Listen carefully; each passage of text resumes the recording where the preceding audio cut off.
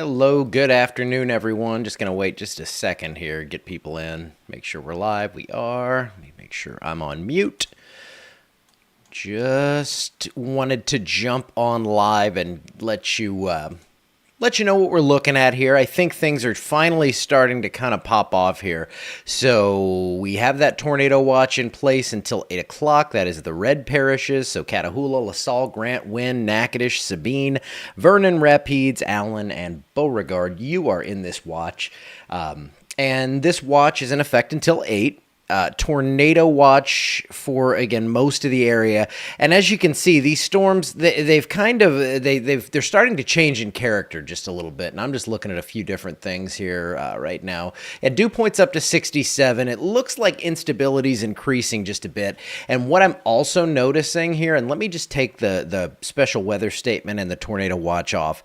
What I've seen in the last half hour is that this line has started to shove a little bit more toward the east. It's really been just kind of piping up across Leesville into southeastern Natchitoches Parish. And as these storms move a little more to the east, that is going to increase your wind shear. And it looks like we are going to see things get active here across the area. Well, and they already are for some of you. I know that it's been raining quite a bit out around Leesville and Simpson, up through Flora into northwestern Grant, around Montgomery, Winfield. Seeing lots of rainfall here, but so far we've been below severe limits. But you can also see, and let me just slow this down a little bit.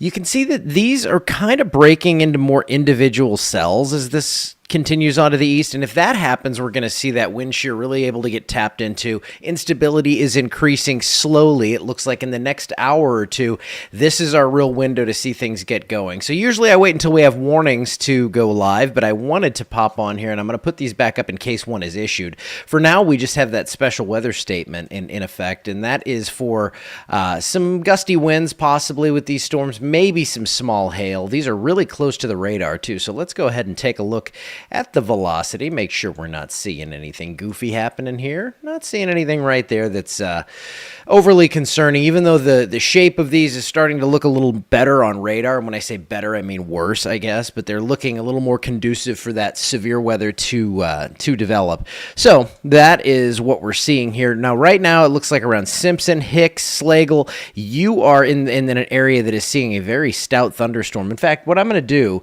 is I'm going to go to the Lake Charles radar, and you can see these look a lot more kind of frayed. We're looking higher up into the storm here, and these are not getting very deep into the atmosphere. I mean, deep enough. They are thunderstorms, but these aren't those ones with tops that are going crazy up above 60,000 feet. So that doesn't mean we can't see severe weather, but it's just a different kind of characteristic to these storms. It's why we're not seeing a lot of hail with these, and we're going to see mainly a wind threat because, man, do we have some crazy wind out there, even out ahead of this main system, even out ahead of the main thunderstorm. So I'm going to take a look at wind shear in this, and this is where it's going to look a little bit more coherent, and we're seeing some broad weak rotation with this. In this line that's ahead of the front. Now, the front is closing in on the line. See that little green area? That's kind of some converging wind right there. And we're seeing that actually trying to catch up, and I think that's kind of forcing these storms out to the east. As these turn a little more to the east, like I said, that's when we get more wind shear involved. And that's what we're seeing right now with these storms. So let me see. I just had another update pop in. All right, got it. And that was just a friend telling me he's out chasing. I believe he's up around Gina. So Brett Adair is up around Gina. I was just watching, I think Reed Timmer's up around Tullis. We've got a lot of the big chasers in the area today. Louisiana is a very tough chase, as you know. It's why I bought these cameras for, I wanted to see it. I wanted to actually see the storms. And again, we have a lot more cameras coming in probably in the next couple of weeks. I have 2 up there right now, and we're going to go ahead and take a peek at them. We're going to have 8 here by the time all is said and done, and then hopefully more than that afterward. It's going to take just a second, but there we go. It pops up, and here we go. I'm actually going to pull this up so I can move this. One thing you can notice, though, this thing's moving in real time. This isn't time lapse. You can see the clouds are just whipping in from the southeast here, so very strong winds. I'm going to just pan it over a little bit to my right and kind of take a look and see what we have here. Okay. Yeah, I mean, there's nothing. You can see the Coliseum off in the distance there. Right here, if you're missing it, that's the Coliseum. Just to give you a frame of reference, we're looking from Texas Avenue at the Cenla Broadcasting Tower, from the Cenla Broadcasting Tower, and looking out toward the west-northwest, we are seeing dark skies, but we are not seeing anything actually. Not seeing anything that is imminent on radar or anything like that, but things are changing. That's why I jumped on here and went live. Let me go ahead and show you the Gina camera. Just take a look, make sure everything's cool out that way. Yeah, just going to see those clouds again. You can see those zipping on by. A little bit of a different angle here so they don't look like they're moving quite as fast, but you can just see that haze, that moisture.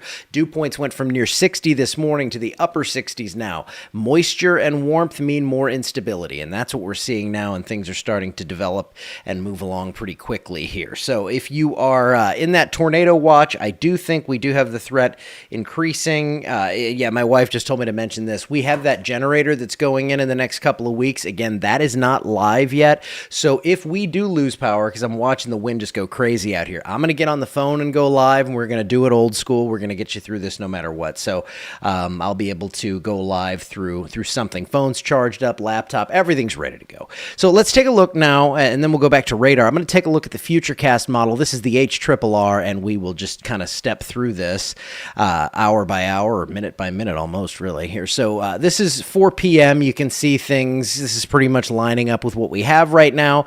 And what we're seeing is that these storms are going to kind of wait for that front to catch it, and then we're going to see that surge to the east, which I already think we are.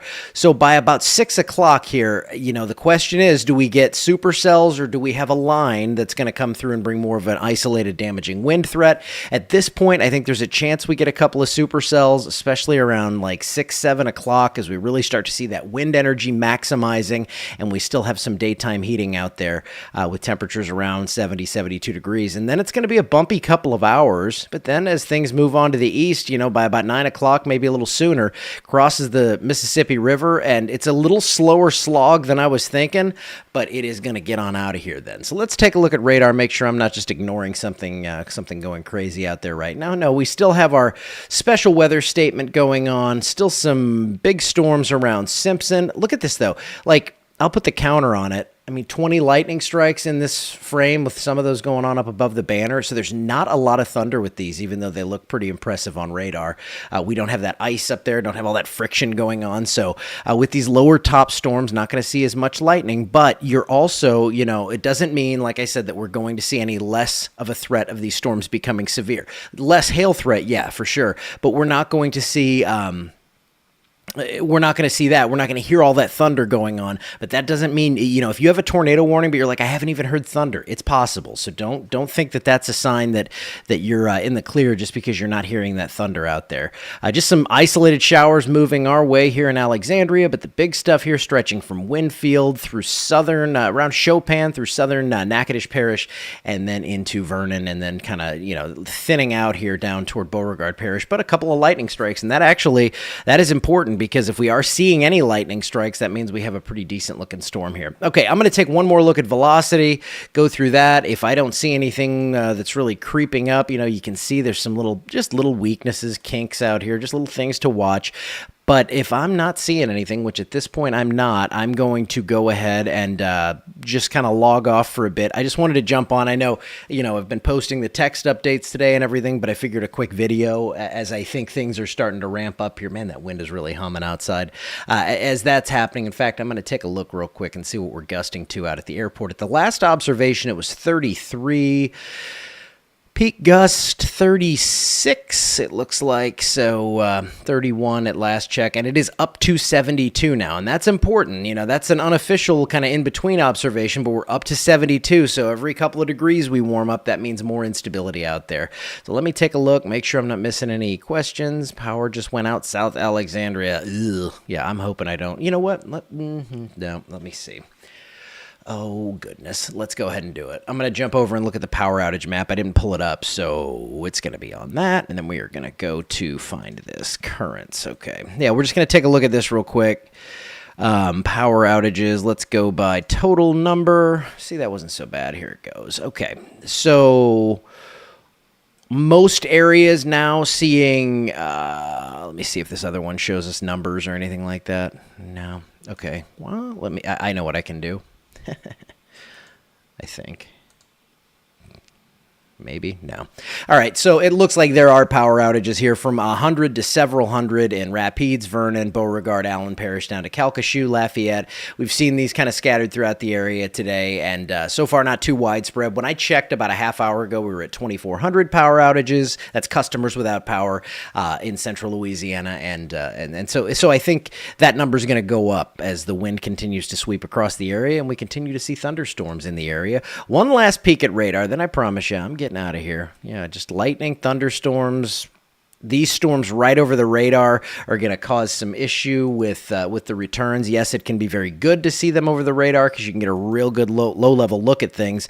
But yeah, right now I am seeing at least some rotation aloft. It's not very strong. It's not something to get scared of just yet, but it is something, we're under a tornado watch, and I want you to be ready for these things before they develop. So if you have storms in your area, just kind of hang out inside, and if you see a warning pop up for your area, please do obey it. With the strong wind shear we have in place today, things can move pretty quickly, and we're going to have those warnings out as soon as possible, but sometimes these things can sneak up, and we get one to pop in an environment like this very quickly. Tom and I are on the case. Keep the app going. SendLaw Weather app, sendlawweather.com, all the social media stuff. We're going to keep you covered until this threat is over with.